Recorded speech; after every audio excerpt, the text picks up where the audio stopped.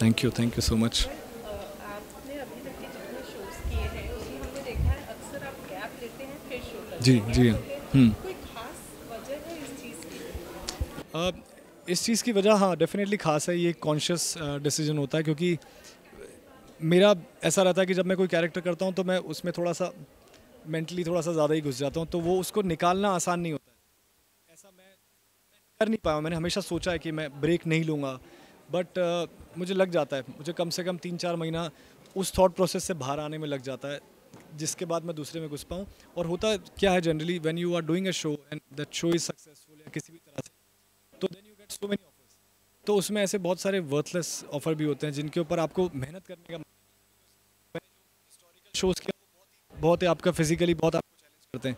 Then उसके just बाद आप कोई ऐसे वर्थलेस चीज़ नहीं करना चाहते कि अब आप जा रहे हो और आराम से कुछ काम कर रहे हो, तो एक तो वो टाइम होता है, फिर चीज़ें समझने में लगता है कि इसके बाद इससे बेटर क्या, मैं ऑडियंस को इससे डिफरेंट क्या दे सकता हूँ, because I take my job in such a way, मैं सिर्फ यहाँ पर पैसा कमाने के लिए नहीं काम करता हूँ। तो पैसा इंपॉर्टेंट है, आई रिस्पेक्ट मनी, बट मेरे लिए इंपॉर्टेंट है कि मैं सेट पे जाऊँ तो मैं मुझे लगना चाहिए कि मैं कुछ कुछ अच्छा कर रहा हूँ और पहले से बेटर कर रहा हूँ, ताकि ऑडियंस को भी मुझे झेल पाए बेसिकली, ऐसा ना लगे कि हाँ बस चलो ठीक है फिर से आ गया ये या कुछ। वेल, जैसे कि आपने कहा है पैसा इम्पोर्टेंट है, but when it comes to a career, पैसा एंड या respect, what is more important for देखो, रिस्पेक्ट तो मैं क्या मांगूँ, अगर मेरा करियर अच्छा होगा तो रिस्पेक्ट तो लोग कर ही देंगे और पैसा भी आ ही जाएगा, तो रिस्पेक्ट और पैसा बाय प्रोडक्ट है।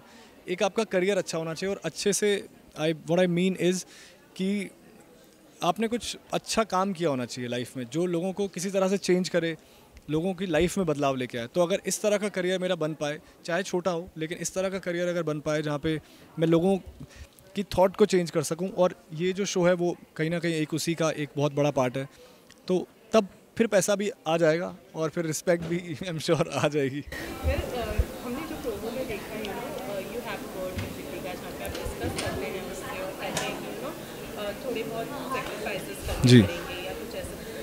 You are married in real या लाइफ, कभी ऐसा कुछ डिस्कशन आपके और उनके बीच में हुआ है, शीना के बीच में? डिस्कशन, जैसा मैंने अभी बताया था कि ऐसा डिस्कशन यूजुअली वी अवॉइड, ऐसा डिस्कशन जनरली नहीं होता because she is a very strong women, तो मुझे बचना पड़ता है उससे, तो ऐसा डिस्कशन तो नहीं, लेकिन we were thinking about you know planning the family, तो उस टाइम पर ज़रूर ऐसा, वो टाइम ऐसा था जहाँ पे ये था कि ये कौन कर सकता है। एंड जिस तरह से मैंने उसकी बात सुनी, तो जो सबसे पहली चीज़ मेरे दिमाग में जो आई थी वो यही थी कि मैं अगर कर सकता तो डेफिनेटली ये मैं करता, मतलब मैं तुम्हें उस चीज़ पे नहीं डालता, but it is what it is. अभी वो मुझे सजेशन तो देती है कि नो नो वहाँ पर ऐसा हो रहा है, you go there and ask, तो मैं बोलता हूँ ठीक है बता देना, if it is possible then I will do it, ठीक है। तो कभी कभी ये सिचुएशन आती है, otherwise she is very strong, तो हमारे like we have like friends उस तरह से, तो तो जैसे कि ललित आपने कहा कि मैं जो भी किरदार करता हूँ उससे बाहर निकलने के लिए थोड़ा जी। वक्त चाहिए रहता है, उसमें बहुत ही ज़्यादा। ये किरदार किस तरीके का है, कितनी तैयारी करनी पड़ी इस किरदार के अंदर घुसने के लिए? अ, ये किरदार जिस तरह का था बेसिकली, जब मैंने शुरू किया तो मैं बहुत सिमिलर इसी किरदार की तरह था, तो वो तैयारियां जब शुरू की तब तो नहीं करनी पड़ी थी, लेकिन after 10 episodes when I enter the hospital, तो वो अब चैलेंज स्टार्ट हो रहा था, क्योंकि वो आसान नहीं था। मैंने जिस तरह के शोज़ किए हैं वो हिस्टोरिकल, ये सब शोज़ हैं जहाँ पर आपके पास कैरेक्टर ऑलरेडी आपको पता है, आपको सिर्फ उसको, आप उसके बारे में पढ़ सकते हो, सब चीज़ें करके आप उसको परफॉर्म करना है। ये कैरेक्टर बेसिकली बनाना था, ये कैरेक्टर सोसाइटी में से ही लेना था, तो वो डिफ़िकल्ट था कि किस में से क्या क्या लेना है, कहाँ से लेना है, तो वो चीज़ें थी। और उसके अलावा medical terms they are night में, it's not a easy show, मतलब क्योंकि it is very close to real.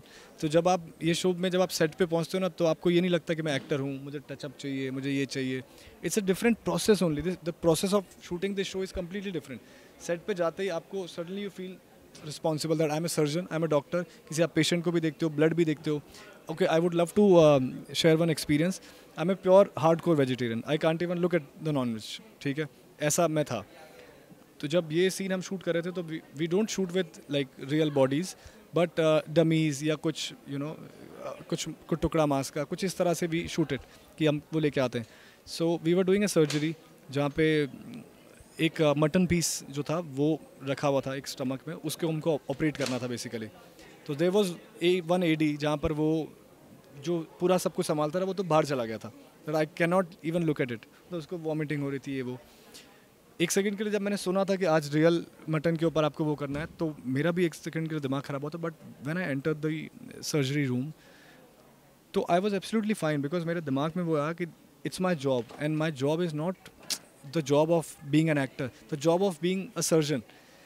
तो वो चीज़ें हैं ना, तो वो आपको इस तरह से आप अपने आप को मेंटली प्रिपेयर करते हो कि यार फिर you know I went and I touched it, I hold it in my hand, held it in my hand, और आई लुकड एट इट कि इट्स माई जॉब। लाइक अगर मैं सर्जन होता तो मेरे को तो रियल बॉडीज़ के साथ करना ही पड़ता। सो ऐसी चीज़ें होती हैं। Otherwise Sheena also really help me to you know play this character of being surgeon. Not कि उसका कैरेक्टर कैसा है, क्योंकि मेडिकल टर्म्स बहुत ही मुश्किल है। और जिस तरह का ये जो हमारा शो का वो कॉन्सेप्ट है कि इमरजेंसी डिपार्टमेंट है, तो एवरीथिंग इज़ सो फास्ट कि आप कुछ बना के नहीं बोल सकते। मतलब if you are playing a surgeon who is one of the top surgeon of the country, उसके लिए वो सब मेडिकल टर्म्स ना रोज़ का काम है, तो वो लगना नहीं चाहिए कि आप याद करके बोल रहे हो। तो वो सारे चैलेंजेस है, वो धीरे धीरे करके फिर then you get used to it and फिर चीज़ें हो जाती है।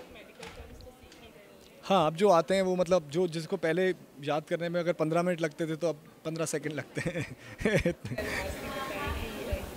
कैरेक्टर को प्ले करके कितना मजा आया आपको और कब देखने इस कैरेक्टर को प्ले करके मुझे जेन्युइनली बहुत ही मज़ा आया, और मज़े से ज़्यादा मेरे को बहुत कुछ इस कैरेक्टर ने सिखाया है, और वो मैं लाइफ टाइम तक साथ में रहेगा। और आप लोग भी जब ये शो देखेंगे तो आपको भी सीखने को मिलेगा। सिर्फ ये मत प्रोमोज देखकर सिर्फ आप लोग ये मत समझिए कि okay we are only talking about women, लड़कियों के बारे में, ऐसा नहीं है। ये लड़कों का पॉइंट ऑफ व्यू भी दिखाता है, और वही कैरेक्टर मैं प्ले कर रहा हूँ, जो कैरेक्टर आप देखना चाहते हो, I am playing that character. तो ये शो को ज़रूर देखिए, और ये शो आपकी लाइफ चेंज करेगा, क्योंकि आपकी लाइफ तभी चेंज होगी जब आपके आसपास की औरतों की लाइफ चेंज होगी ना, तभी हो सकती है आपकी लाइफ चेंज, नहीं तो भूल जाओ। सो मस्ट वॉच दिस शो। सोमवार से शुक्रवार 10 बजे आएगा सोनी पर, do not miss it. Thank you.